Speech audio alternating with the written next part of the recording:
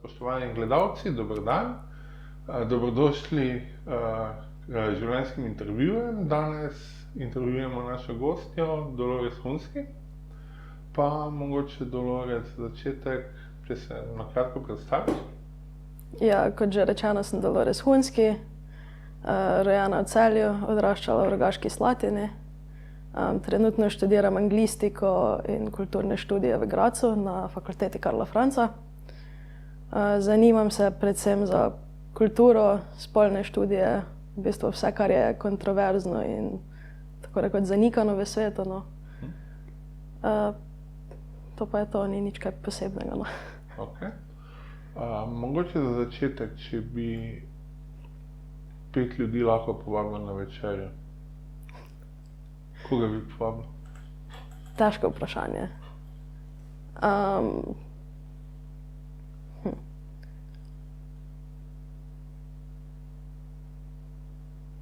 Povabila bi eno izmed mojih vzornic, oziroma žensko, ki se mi zdi, da navdihuje zelo veliko ljudi po svetu. To bi bila Joan Jett.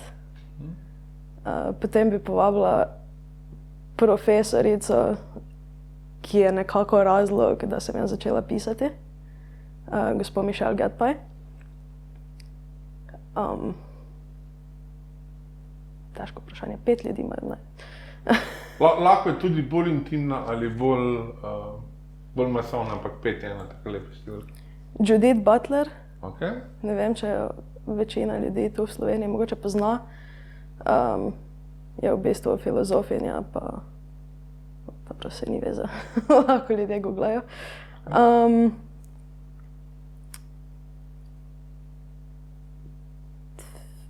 So 3.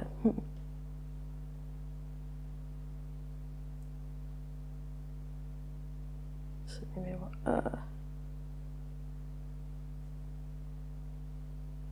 Vam povem, čez 2 dni se bom spomnil. Dobro, čez 2 dni pričakujem klic, pa bomo znova zmontirali. Mogoče, če pri tej profesorci začnemo, Michelle Getpaj. Michelle Getpaj, kako je ona umerila in usmerila vaše življenje? Ja, jaz sem jo spoznala, ko sem začela študirati angleščino na Filozofski fakulteti v Mariboru. In jaz sem do takrat živela v prepričanju, da jaz in pisanje ne greva skupaj, nikakor. Ker so mi tudi vsi vedno govorili, ja, to ni to, vedno je nekaj manjkalo. Vedno so me poskušali usmeriti nekaj drugega. Ona je takrat učila predmet kreativno pisanje.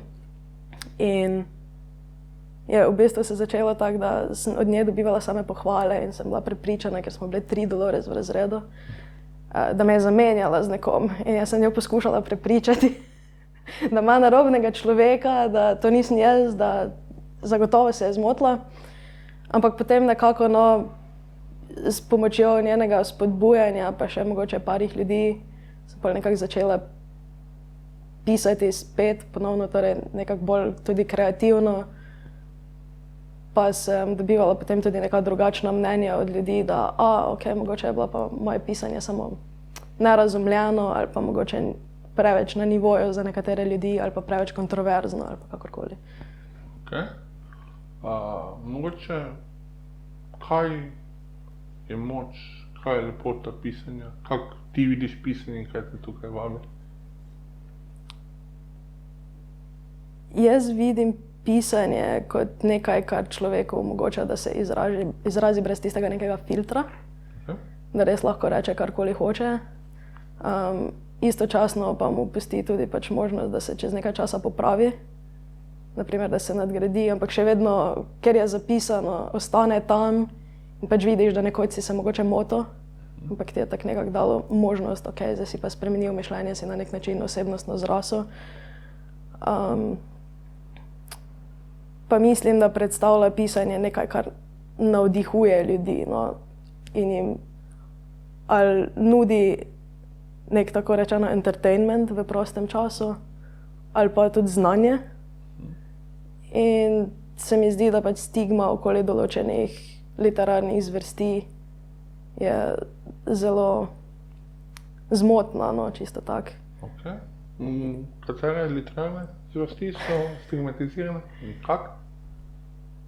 Ja, najbolj se mi zdi pesništvo, torej poezija, sploh kakšna mogoče bolj erotika in podobne zadeve, karkoli nekonvencionalnega, no, se mi zdi, da kar hitro pometamo pod preprogo. Okay. Kaj so pa konvencije, ki jim je težko bežati? Kje čutiš pritisk konvencij?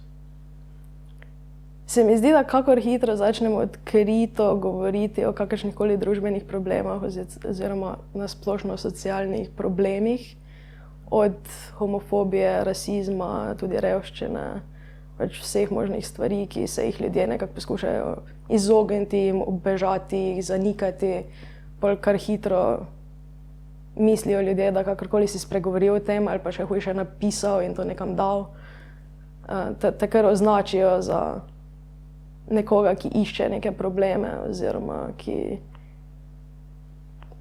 poskuša nekoga drugega vznemiriti, no bi tako rekla. Okay.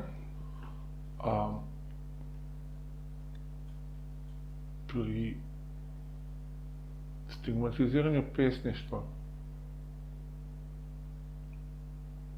so moje izkušnje te, da največji problemi ne prihajajo iz javnosti, ampak iz neke poljavne ali pa družinske sfere. Je podobno pri družboslovnem, bolj publicističnem pisanju, ali so to jasno artikulirani javni napadi? Ne bi rekla javni napadi, ne, ker moramo biti politično korektni. Ne, zdi se mi, da že nasplošno odnos družbe same do pesništva je tak, ne vem, če pogledamo nek roman, imamo eno debelo knjigo, kdo rad bere, super, roman bomo prebrali, to je to, ne. Če je nekak zgodba zanimiva, pa če je približno lepo napisano, bomo rekli, to je pa zdaj v redu knjiga. Če imamo pa neko pesniško zbirko, se mi pa zdi, da so ljudje bolj tak, ok, ne razumem čisto, mogoče se mi še ne da nekako razmišljati o temu. Večkrat bo veljalo, da recimo v pesmi oziroma pesniki so bolj v nekem svojem svetu, manj prizemljeni, uporabljajo nek jezik, ki ga ljudje ne razumejo. Tako da bolj tak mislim, da so pesmi stigmatizirane v smislu, da jih ljudje ne razumejo in se jim potem tudi izogibajo na nek način. No. Koliko se ti zdi to zavedljivo do tega, da vedno, ko bereš pesniško zbirko, se ti zdi, da imaš naslednji dan pred slavistko zagovarjati za oceno? Nimam dosti izkušenj s tem. Moram potrkati, da sem imela same take slavistke, ko dobro smo recitirali neke pesmi, ampak ni pa to zdaj bilo ne vem kaj. Mogoče je to zdaj tudi narobe od mene, ker nisem imela nikoli težav z nekim javnim nastopanjem, pa mogoče nisem tega dojemala kot neko traumatično izkušnjo. No? Ampak ja, se mi zdi, da če bi mogoče že to, da ne bi rabili glih pesmi recitirati, bi že tudi mogoče pripomoglo k temu, ampak sem brala eno avtobiografijo od Maya Angelou, zdaj slovenskega naslova ne vem, zakaj ukročena ptica poje mogoče, I know why the caged bird sings. In sicer ona v njej govori o tem, kako je bila posiljena in potem je nekomu povedala in potem je njen napadalec umrl čez nekaj dni. In ona si je takrat zaprisegla, da ne bo več govorila, ker je bila prepričana, da je njen glas ubil tega človeka. In potem je spoznala čez leta neko žensko, ki je postala idol, mentor, učitelj, kakorkoli, s katero sta veliko brali, predvsem razne pesmi in te zadeve. In potem je ta ženska v bistvu prepričala, da ona poezije ne more čutiti, dokler je tudi sama ne reče na glas, torej ne zrecitira nečesa. In se mi zdi, da velikokrat, ne me zdaj narobe razumeti, nekatere pesmi mogoče ne funkcionirajo, ko jih preberemo, ampak marsikdaj pa ravno to, da mogoče nekaj povemo na glas, pa z nekimi občutki, pa mogoče to damo ven iz sebe, pripomore k tistemu žanru in to pri poeziji, po mojem, da zelo funkcionira. Okay. Posilstvo, povedati na glas, prepoznavanje tega, konec koncev članek, ki sem ga bral o mitu, to je vse tu nekako zelo bližnje. Srečanje, kasneje se bomo še vrnili na poezijo, malo me zanima to gibanje mitu, o tem si pisala, o potrebi povedati, o potrebi nasloviti neprijetne teme posilstva. Kako vidiš ta pojav? Ja, jaz bom rekla, da sem v zadnjih 2 letih zelo dosti raziskav naredila, kar se tiče mitu. Tudi predno je zdaj ta boom bil v Sloveniji. No. Bi rekla, da najbolj pomembno se mi zdi nasloviti to, da se mitu ni začel z Aliso Milano. Leta 2016, mislim, ali 2017, ampak se je začel že 2006 z Tajano Burke. Ampak ni doživel takega booma, torej zaradi tega, ker je bila druga ženska sicer, ampak Afroameričanka. In se mi zdi, da pač je zelo povezan tudi z rasizmom in da tega aspekta ne naslovimo dosti. Ker tu se ne gre samo za ženske, torej recimo Alisa Milano je uspešna igralka v Hollywoodu. Njej ni bilo težko tako rekoč to nekako dati ven med ljudi, medtem ko za nekega povprečnega človeka je to dosti težje. In seveda je pripomogla k vzponu tega movementa, ampak mislim, da moramo nasloviti res same začetke tega. Ne smemo pri tem izključevati torej, people of color, ljudi drugih ras. Pa tudi res moramo biti pozorni, da so vključene vse ženske, to vključuje tudi trans ženske, to nima veze z spolno usmerjenostjo, nima veze s starostjo.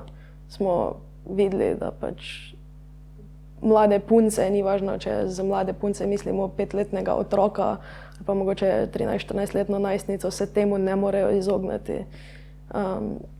In mislim, da pač ne govorimo dovolj o tem. Oziroma, da tudi ko govorimo, ne poslušamo zato, da bi razumeli, ampak nekako poslušamo zato, da bomo neko kontro dali. Ampak kot ste že rekli, je to rahlo problematična tema še sploh v naši državi. No.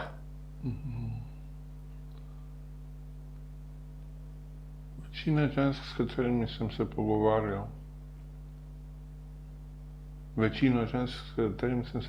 o teh temah, je strah iti po noči samo čez mesto.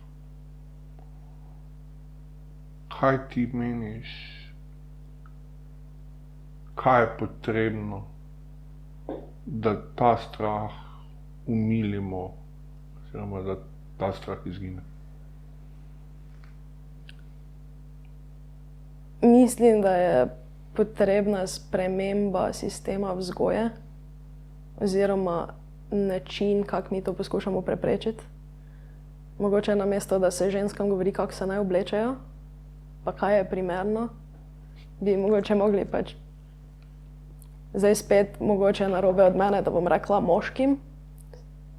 Zdaj sem vzela res ta tipičen primer, no, ne rečem, da zdaj moški niso žrtve, ker seveda, da so, pa tudi ženske posilijo, ne moremo zanikati, ne. Sicer so, ampak so res toliko manj primerih, da zdaj zelo grdo bom rekla moški, ne, in je torej treba povedati, da mogoče ne pomeni ne, pa da pač se preprosto ni primerno mogoče vtikovati kar v nekoga in da pač to njim ne pripada, ampak je nek konsenzus, ne.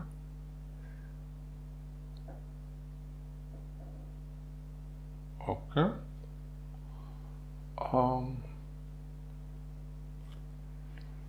Iz moje strani je dostikrat problem tega diskurza, da se mi zdi, da generalizira krivdo. In če se prevečkrat to pojavi, potem popustiš in rečeš, pol sem že tak, če vsi to trdijo. In tu dobi en grdi kontraučinek. Moje vprašanje je, koliko se ti zdi, da je obtoževanje pa obsojanje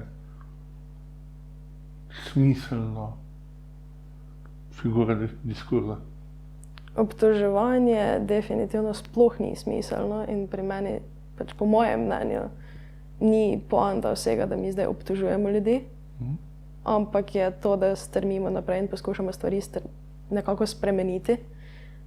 In pač definitivno se začne s tem, da se govori o tem in da se pove, da pač ne je ne, oziroma da pač nekako normaliziramo vse možne pogovore, torej naj bodo o kakršnikoli temi pač, ker če se pogovarjamo o tem, nikogar ne boli. No. Da se nekako ti presodki poskušajo, nekaj zdaj iztrebili jih ne bomo, no, ampak vsaj zmanjšati, pa da tudi pridemo do te točke, kjer bojo ženske oziroma žrtve, no, nekako imele to možnost, da sploh rečejo ne, oziroma da se ne počutijo dolžne pri nekih določenih stvareh biti zraven in pač se samo predati, tako rekoč. Ampak da, ja, da se pogovarjamo. No. Okay.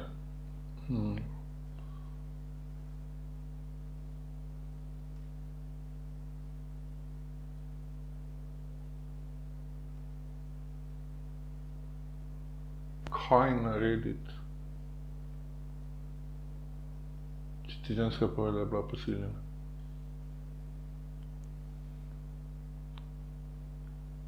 V kakšnem smislu kaj narediti?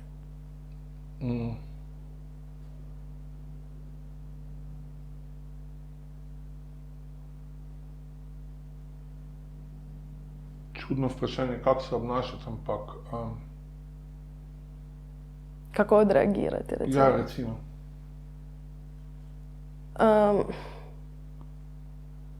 Ne bom rekla ne imeti reakcije, ker to je najslabše, kar se lahko zgodi. Da ti nekdo nekaj zelo intimnega zaupa, ti pa vprašaš, kaj bo za kosilo. Ampak bolj mogoče biti odprt za to, za ta pogovor, pa to vzeti kot znak, da ti ta človek dejansko zaupa. In definitivno zdaj, če se je to zgodilo pred kratkim, pomagati človeku skozi to travmo, vprašati, kje on stoji, kje so njegove meje, torej ne vem, ali bo to vplivalo na karkoli, ne vem, a se lahko človeka dotakneš na nek določen način, a so mogoče kakšne besede, ko so tako rekoč triggerji, ne.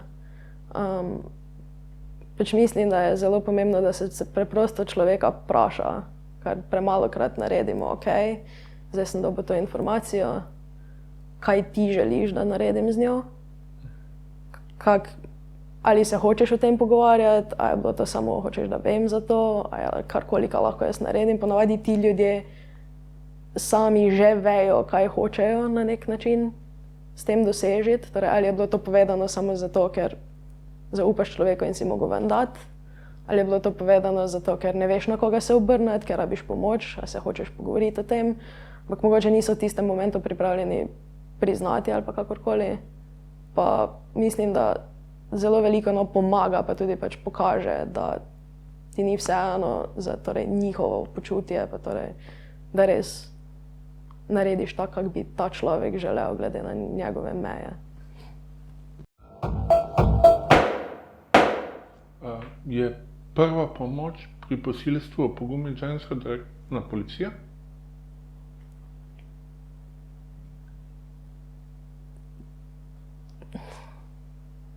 Zelo zanimivo vprašanje. Jaz bi spet rekla, odvisno od posameznika. Trenutno, na žalost, marsikdaj, ko se človek obrne na neko institucijo, ki bi naj pomagala, ne jemljejo določenih stvari resno. Žal smo tudi še vedno v takem času, ko ženska prizna, da se je nekaj takega zgodilo, bo ona nosila pol večje posledice še strani torej družbe, pa neke te tožbe pa vsega skupaj. kot pa človek, ki je naredil nekaj narobe. Tako da jaz bi rekla, da mogoče se to komu čudno čuje, ampak je na posamezniku, če hoče spregovoriti o tem, če je že pripravljen spregovoriti o tem, če si na koncu koncev lahko privošči, da spregovori o tem, sploh če je mogoče se to zgodilo na delovnem mestu, pa je torej violator v bistvu nek šef ali pa karkoli.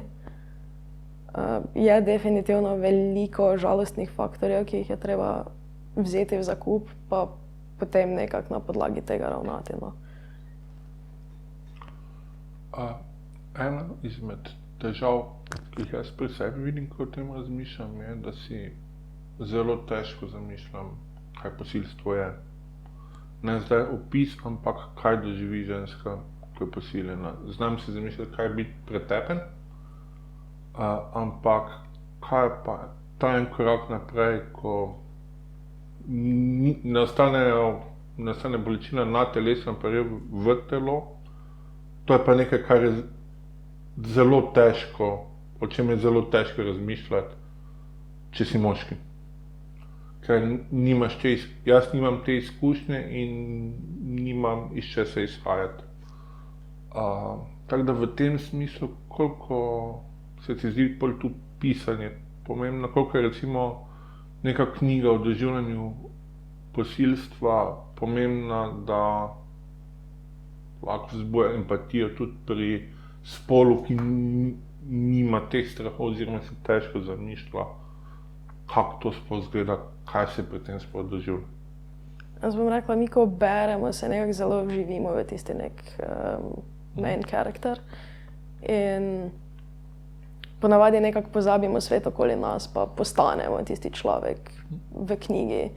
Tako da definitivno, če je knjiga dobro napisana in dobro napisana, če je napisana tako, da lahko se človek poistoveti z njo, zdaj seveda vsakemu odgovarja drugačen stil, ampak na koncu dneva, če je nekdo pisal o tem in če gre in deli vse te občutke, ki jih mogoče ne more izreči, lahko jih pa napiše, pa nekdo, ko to prebere, ali se bo znal poistovetiti s tem in mu bo zelo veliko pomenilo, da je še nekdo šel čez to.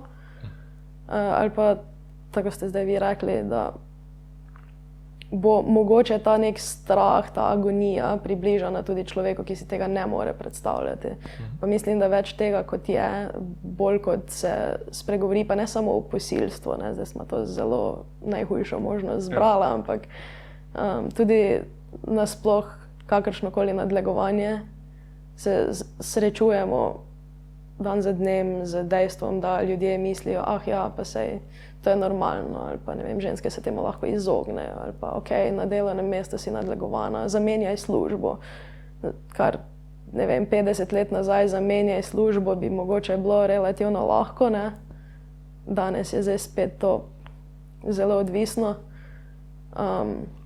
Mislim, da je zelo pomembno sploh, mogoče ne nujno znanstveni članki, ker teh je, ampak jih ljudje, pač večina ljudi jih ne bere in so tudi mogoče napisani na nivoju, ko ni zanimiv generalni populaciji. Tako da mislim, da je ključnega pomena, da se kakšne krajše zadeve pišejo, mogoče kratke zgodbe ali pa karkoli, da je to zunaj, da se pogovarjamo o tem, da tudi ljudje, ki mogoče niso zainteresirani za branje res debelih knjig ali pa teh torej nekih višjih člankov, da imajo stik s tem, pa da ni to tudi samo po forumih, ker marsikdo le teh ne jemlje resno, ne. Tako da mislim, definitivno, kako začnemo pisati o tem, se mi zdi, da pride do več ljudi in je zelo pomembno, no. Koliko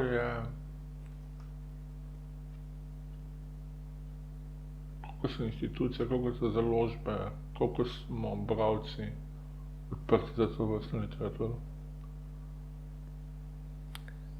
To je zdaj zelo težko reči. Jaz bi zelo rada rekla, da smo, predvsem zaradi tega, ker vem, da moja družba zelo je. Ampak zdaj je to spet, mogoče ljudi, s katerimi se jaz obkrožam, smo vsi v nekih družbenih vedah, bom tako rekla. Smo vsi zelo odkriti in brez filtra. Tako da meni je zdaj zelo lahko reči, ja, smo pripravljeni na to. Ampak mislim, da bi bilo to zelo optimistično od mene. No. Smo pripravljeni na neko spremembo, ampak bo zelo počasna, pa zelo težko jo bo dosežeti. No. Ampak mislim, da več ljudi, torej manj izogibno, kot to postane, bolj bojo ljudje torej pač prisiljeni se nekako soočiti s tem, pa nekaj narediti. Okay. Zdaj bi pa mogoče za eno stopnjo posplošil to vprašanje.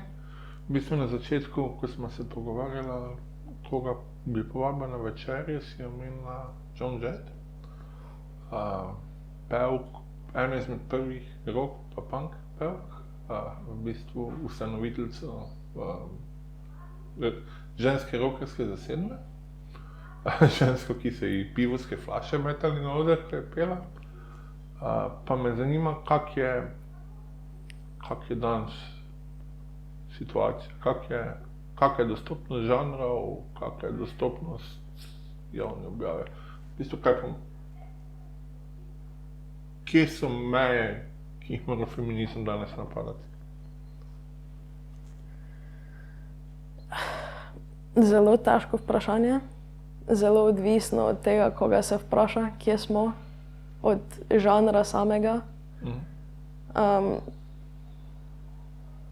Te vse meje bi jaz rekla, da so zelo zabrisane, ker jih na papirju praktično ni. In tudi marsikdo bo rekel, ja, pa obstajajo zdaj ženske rock zasedbe, tako da to ni več problem. Zdaj je pa spet vprašanje, tudi koliko so ljudje pripravljeni sami vložiti v neko muziko in koliko se poglabljajo v njo. Ker definitivno bolj uspešni bendi so tisti, ki imajo generalno moške zasedbe. No. Je pa spet, zdaj se bo našel vedno nekdo, ki bo dal za primer nek ženski bend, ki mu je ratalo, tako po domače povedano. Je pa spet zakaj pa kakšen imidž imajo. Naprimer, pač The Runaways, torej prva v celoti ženska rockerska skupina, so jih vsi imeli za neko fantazijo na odru. Ali so bili tako, o moj bog, ženske s kitarami, ko se tam derejo pa skačejo, ne, tega nočemo. In druga polovica so bili pa tako, ok, to pa ful fajn zgleda, ne. Zakaj pa ne, ampak spet zdaj, kakšen je bil motiv za tem, ne. Jaz sem tudi v svojem članku pisala, mi je bilo zelo zanimivo, ker The Runaways so največji svoj uspeh dejansko dosegli na Japonskem. In me je zelo zanimalo, zakaj. Ker ko človek pomisli Japonska, ni ta prvo, kar bi mu padlo na pamet, zdaj pa, o moj bog, ženske punkerke.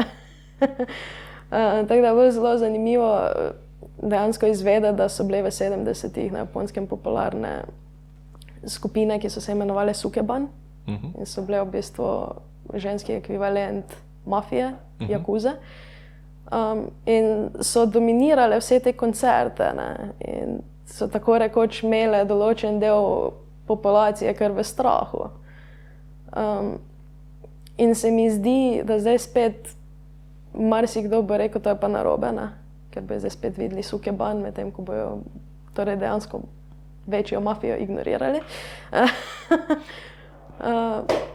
Ampak ja, no, se mi zdi, da bendi kot so, ne vem, The Pretty Reckless, Ginger, Hailstorm, to so vse bendi, ko imajo ženske v ospredju kot pevke. So popularni, definitivno.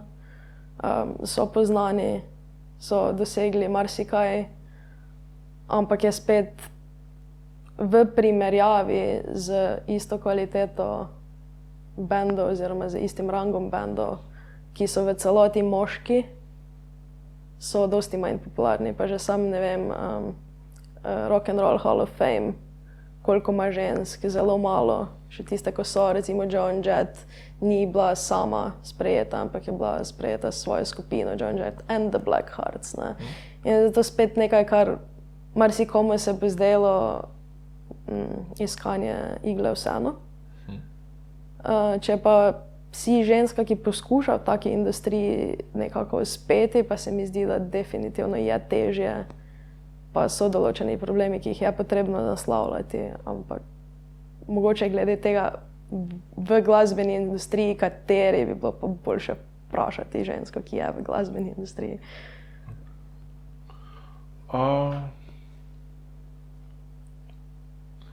Imam občutek, da ženske bolj prodajajo glas, moški pa bolj prodajajo glasbo. Da ženske bolj prodajajo glas, moški pa bolj prodajajo glasbo. Da ženske so večinoma pevke, moški so pa večinoma glasbeniki, da bi to bila ena taka prva provizorična neka delitev po spolu v popularni glasbi, no. Ampak to je zdaj spet zakaj, ne? Če ste prebrali ta članek o Joan Jett, pol veste, da njej kot otroku so rekli, ne, kitare pa ne boš igrala, ne? Ker to je moški inštrument. Oziroma električne kitare, no, pardon. Vseeno so ji starši kupili kitaro, so jo poslali k nekemu temu inštruktorju, češ, da se boš pa naučila igrati, in on jo poskušal naučiti pesmice, ki so se njemu zdele primerne za ženske. Bila pa tak, ne, jaz bom pa igrala rock and roll, ne. In seveda v začetku 70-ih, torej neka najstnica, ki pa hoče zdaj rock and roll igrati, definitivno ni bila najbolj sprejeta. Pa tudi mislim, da se marsikje zdaj to dogaja, ne vem. Če bo rekla punca doma svojim staršem, moj bog, jaz bi pa bobne igrala, bo definitivno drugačen odziv, kot pa če bi rekla, jaz bi pa igrala flavto ali pa violino, ne. Zato je že sama delitev po žanru, sploh ne vem, če starši niso neki rockerji, tako rekoč. Po drugi strani pa tudi marsikdaj še vedno čuješ, ne, to pa ni za punce, ne, ali pa, joj, ne boš imela motorja, ni za punce, ne. To je treba po moje najprej spremeniti, no, da se nehajo inštrumenti, pa mogoče tudi čisto banalno avti, barve, obleke deliti po spolih, ampak preprosto vzamemo, ok, kos obleke je, če ga nosi ženska, bo ženski, če ga nosi moški, bo moški, če je nebinarna oseba, kakorkoli, da mogoče na objekte začnemo gledati kot na objekte, no, in se ne fokusiramo toliko na to, za koga so primerni. Ampak nekako ravno ti objekti, če ne morem zdaj še kot tretji gosti na eni večeri, ravno ti objekti nekako konstituirajo družbeni spol, ne? Gender. Gender se skozi znake konstituira, med drugim pa skozi obnašanje, koliko jaz to razumem. Ja, ampak mislim, ni nekih pravil za to, kaj gender je. Zelo težka tema za ta intervju. Zdaj razložiti na hitro, kaj gender je definitivno težko. Pa vprašanje je, koliko so ljudje pripravljeni slišati to, oziroma koliko jim je sam koncept obstoja družbenega spola sploh znan, oziroma koliko so ga pripravljeni sprejeti. Jaz bi rekla, da družbeni spol je nekaj, kar je naučeno in je nekaj, kar je v bistvu, kak človek nastopi, kak hoče mogoče biti viden. In pač, ja, definitivno ni vedno enak kot biološki spol. Ampak glede na to, da že imamo težave z tem, da že ta tretjega biološkega spola ne priznavamo, ne vem, koliko so ljudje pripravljeni zdaj imeti, pa ne vem, koliko torej genderjev oziroma družbenih spolov, ker že sam interseks, recimo, je zelo tabu tema. Marsikdo sploh ne ve za njega. Torej neki hermafroditi so v bistvu že skoraj tako, da, ne vem, zmaji v pravljicah. Torej vemo, da nekje obstajajo, nismo pa čisto prepričani, kje. In ja, marsikomu se zdi čudno, je zelo zatrta tema, tudi ko jo omeniš v določenih družbah iz lastnih izkušenj, bom rekla, ljudje niso odprti za njo in niso pripravljeni za njo. In mogoče glih ta stalna delitev moško-žensko je mogoče prvi tisti majhen korak, da rečemo, ok, ni zdaj vse, ne rabi biti v tem binarnem sistemu ali, ampak je lahko nekaj tretjega, lahko je nekaj vmes, lahko je malo bolj eno kot drugo, no, da nehamo težiti k temu, da imamo za vse neke čiste definicije. Če je spol, družbeni spol, nekaj podobno kot predstava, a se da spol izumiti na podoben način, kot se da recimo subkulturo izumiti?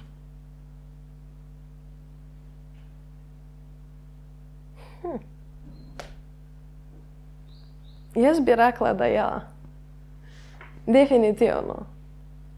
Ampak bi mogli biti faktorji vzgoje in torej neke okoliščine oziroma torej okolje samo, kateremu je otrok izpostavljen, bi mogli biti nepredstavljivi, no, nam zaenkrat verjetno. Okay. Zdaj, to stran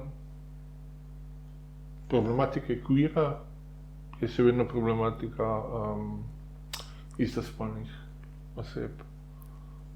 Koliko se ti zdi, da je tu še za doreči? Koliko smo dorekli in kaj še treba doreči? Kaj še ni, kaj bi še moglo biti bolj kot je?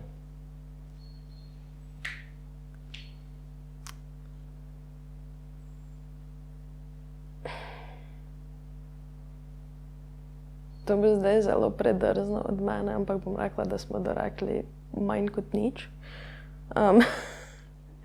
Ker se mi zdi, da se nekako zaletavamo še vedno v en in isti zid. Bom rekla, kdor je pripravljen slišati, pa kdor sledi tej zadevi, oziroma kdor je pripravljen odprti srce za nekaj drugačnega, nikoli ni imel, pa nima trenutno problema s tem. Kdorkoli pa na ta nivo sam pri sebi še ni prišel, pa zdaj ni važno, kaj mi rečemo, ne bomo spremenili nič. Mislim pa, da bi se vsi mogli vprašati, ne vem, ali je vredno imeti te vse predsodke, pa neke določene, kako se izraziti, da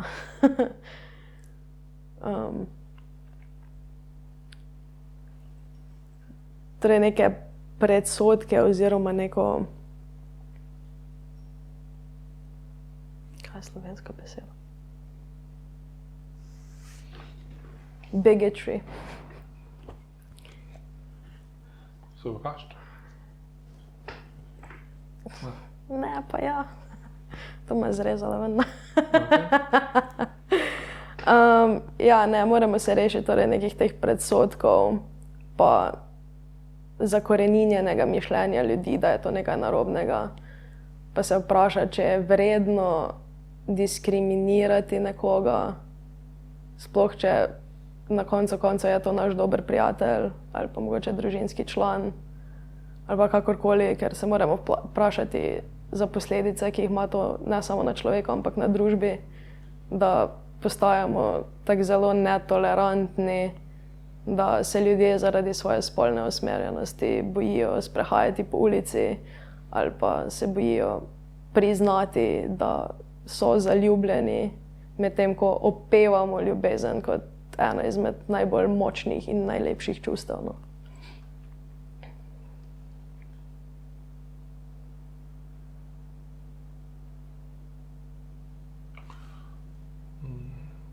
Se ti zdi, da je razum ali pa javni diskurs pravo orodje proti predsodkom ali rabimo kaj drugega?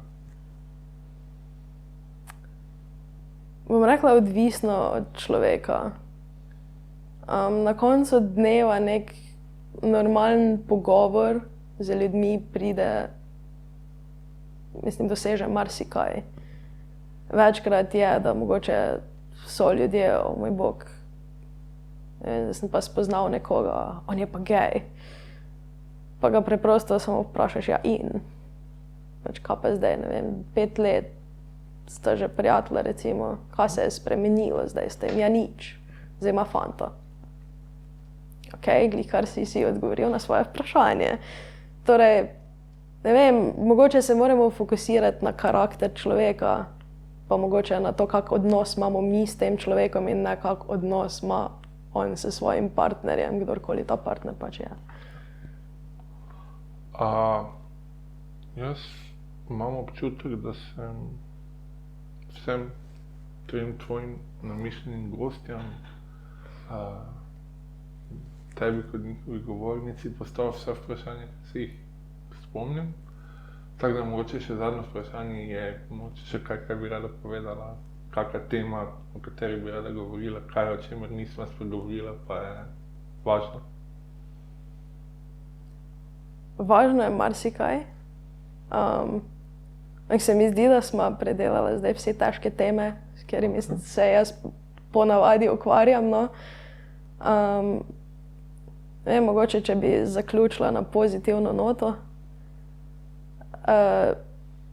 Sem zdaj napisala tudi pesniško zbirko za otroke, tako da ne bo vse tako zelo črno. No. Je zelo hudomušna poezija o mačkah. Tako da kdorkoli misli, da se samo ukvarjam z zelo resnimi in dolgočasnimi temami, temu ni tako. Super. Jaz se veselim, da bom bral to knjigo čim prej. Ta pogovor me je neizmerno veselil. Bil je razbremenjujoč in razsvetljujoč. Tako da jaz se ti najlepše zahvaljujem. Hvala vam. Upam, da se vsi vidimo. Čim prej.